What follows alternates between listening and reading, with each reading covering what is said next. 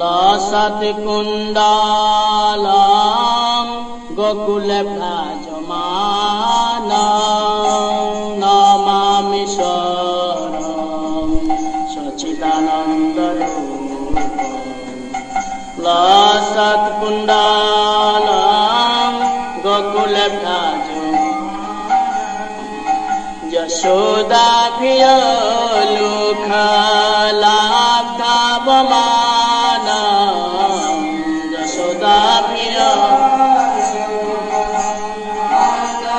Om Gyantimirandhasya Gyananjana-shalakaya Chakshurunmilitam Yena Tasmai Shri Gurave Namaha.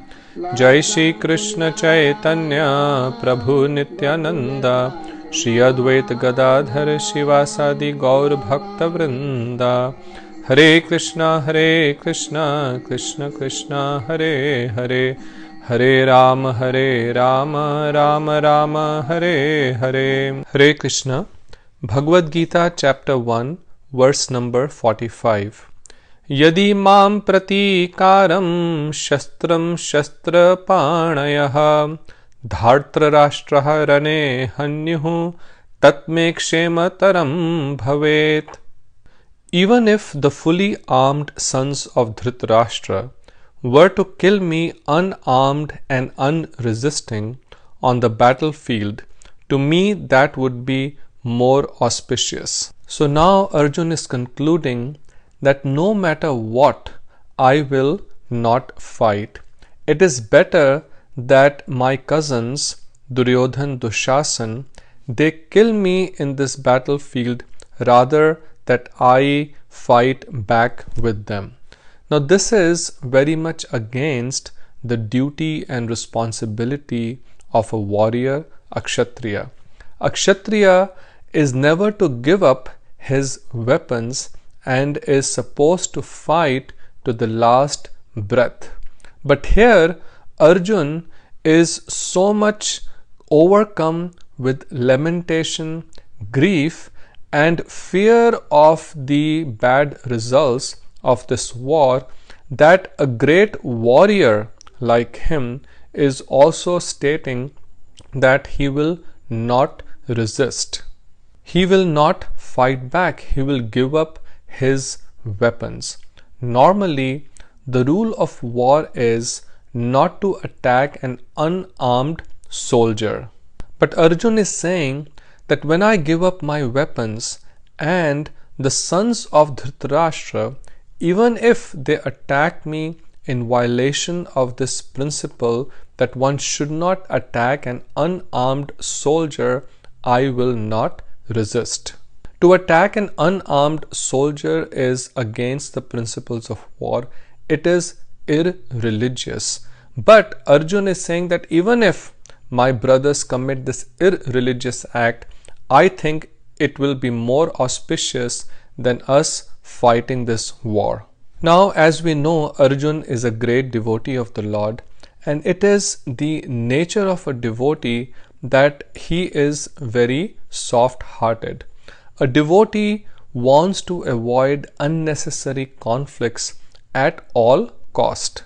A devotee understands the value of time. He understands that engaging in unnecessarily conflicts will steal away the important opportunity of engaging one's mind and senses in the pursuit of self-realization. Whereas a materialistic person, on the other hand, is looking for every opportunity to fight because they do not understand that how important this human life is and that not even a moment of it should be wasted in unnecessary things. A devotee is Trinat api shunichen taror api sahishnuna. He is more humble than a blade of grass and more tolerant than a tree. A tree, even when we hit it with an axe to cut it down, the tree never retaliates.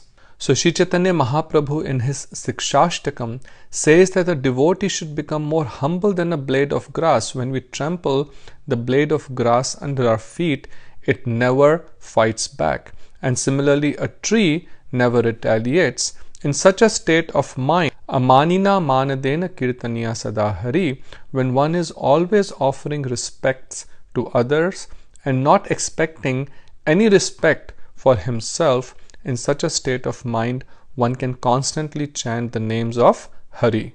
But here is the consideration that whether that attack by the opposing party is on yourself as an individual or on the principles of religion, on the Guru Parampara.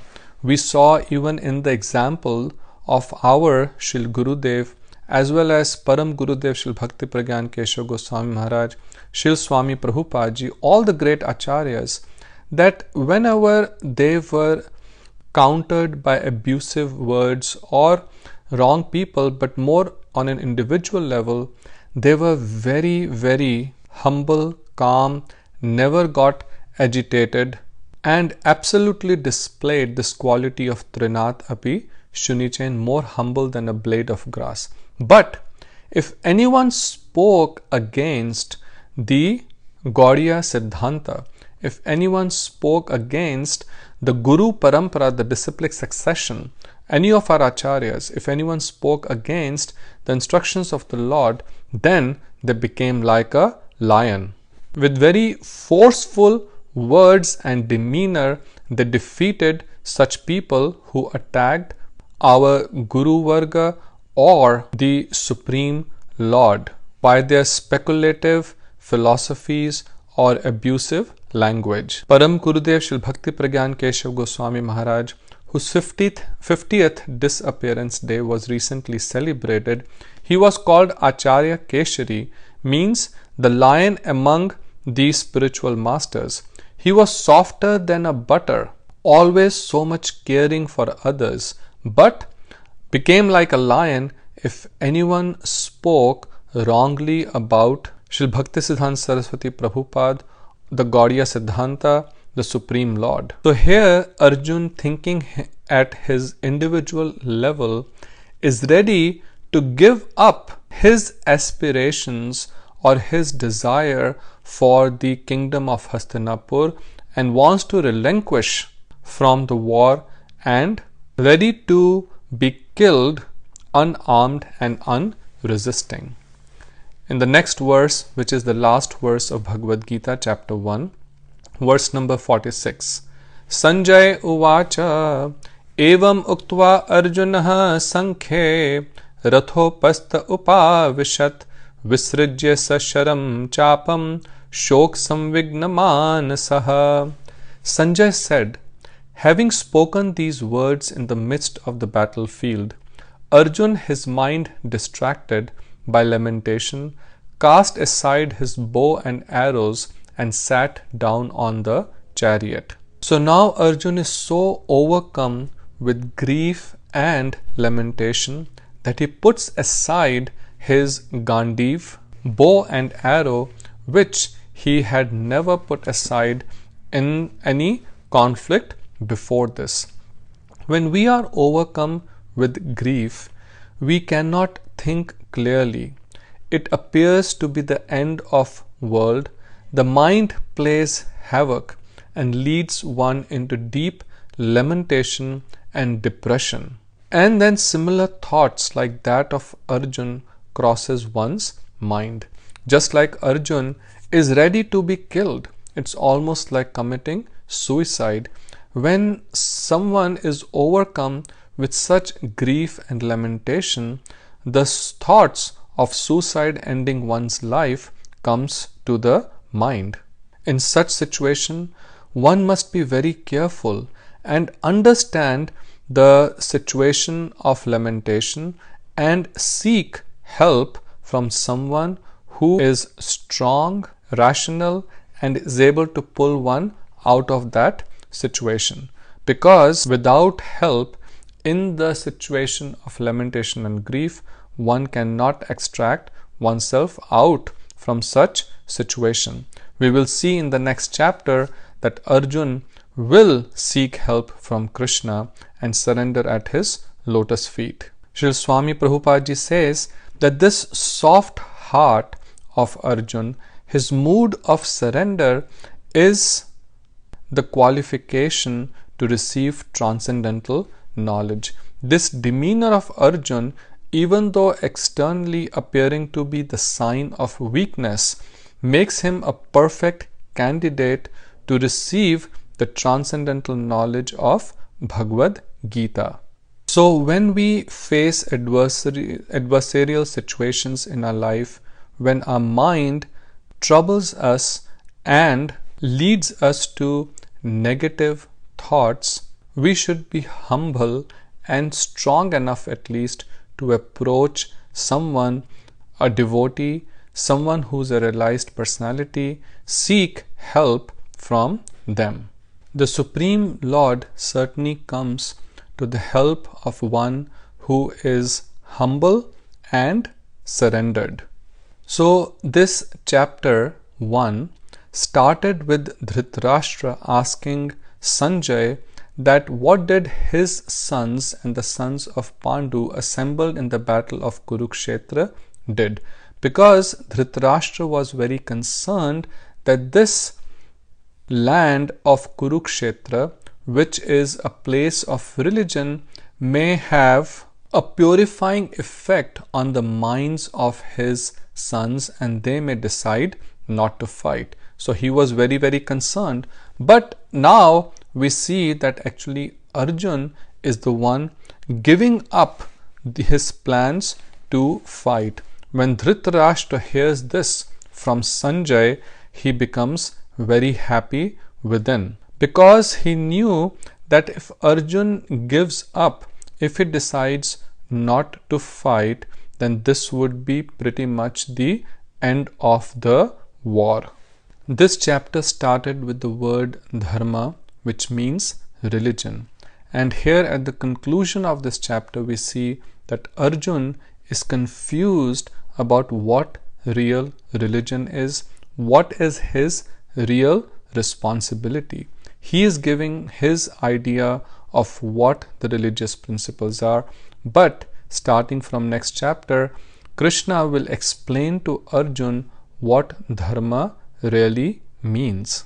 Shri Gurudev, giving the summary of this chapter titled Sanya Darshan, states that Srimad Bhagavad Gita consists of 18 chapters which culminate in the message of bhakti or devotion to the Supreme Lord. From Arjun's behavior on the battlefield, it seems that he is immersed in lamentation.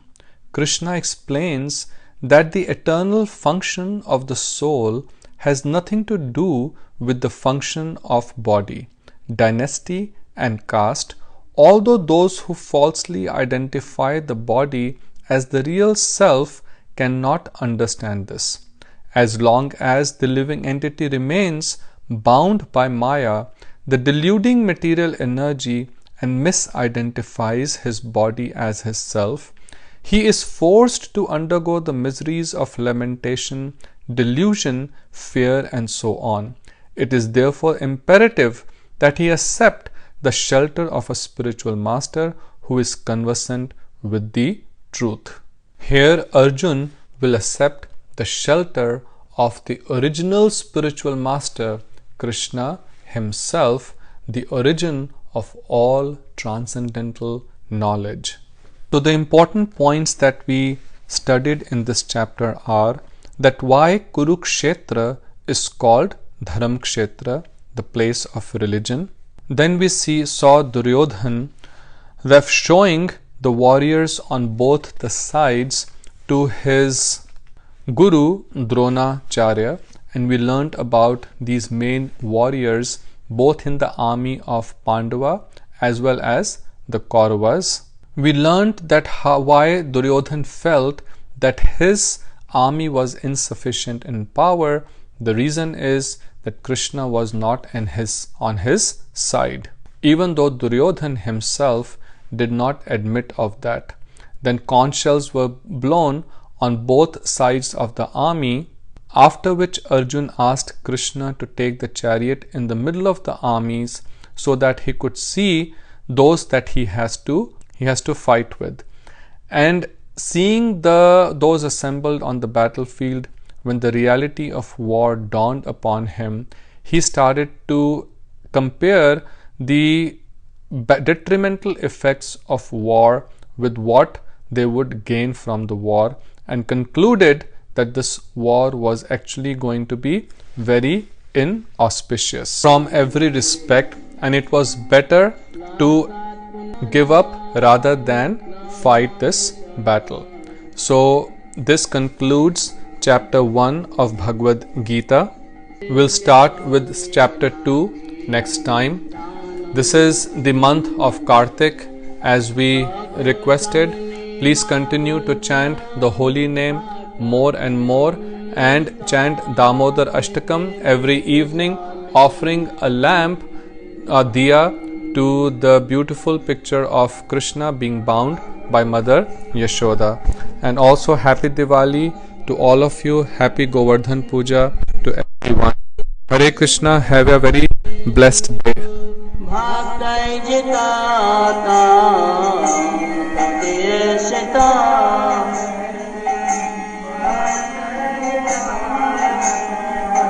पुनः प्रेमतास्तां शता प्रीतिबन्ध